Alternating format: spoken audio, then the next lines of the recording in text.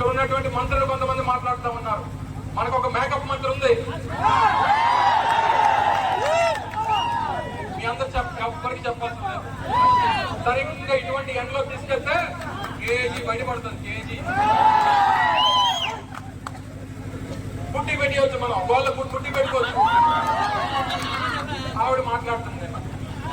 మొన్న ఏమంటుంది, పూర్వం మేము చదువుకున్న రోజుల్లో మేము ఉద్యోగాల కోసం ఎదురు చూసేవాళ్ళం, ఇప్పుడు ఉద్యోగాలు మన కోసం ఎదురు చూస్తున్నట్టు. ఏ ఉద్యోగం అమ్మా? నువ్వు చేసినటువంటి ఉద్యోగం ఏంటి చెప్పు, మాకు చెప్పు.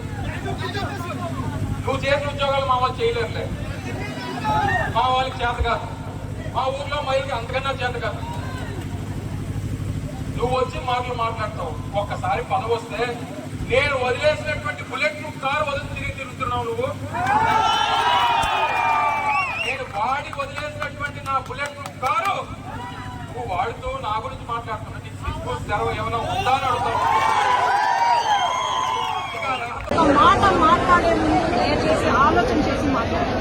వైసీపీ నాయకులు మహిళల గురించో లేకపోతే వేరే వాళ్ళ గురించి మాట్లాడితే మాత్రం ఊరుకునేది లేదు అని నేను తెలియజేస్తాను.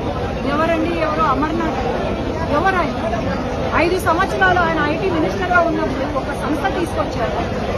అక్కడ దావోస్ కి పోతే మాకు చలి అందుకే పోలేము అన్నోడు ఈ రోజు మహిళల గురించి మాట్లాడుతున్నారు. ఇంట్లో మహిళలు లేరా? వాళ్ళ ఇంట్లో భార్య లేదా? లేకపోతే పిల్లలు లేరా? కూతురు లేరా? ఎంత మాట్లాడతారండి ఆయన? ఖచ్చితంగా మహిళలందరూ కూడా ఆయన పైన కేసులు పెడతాము.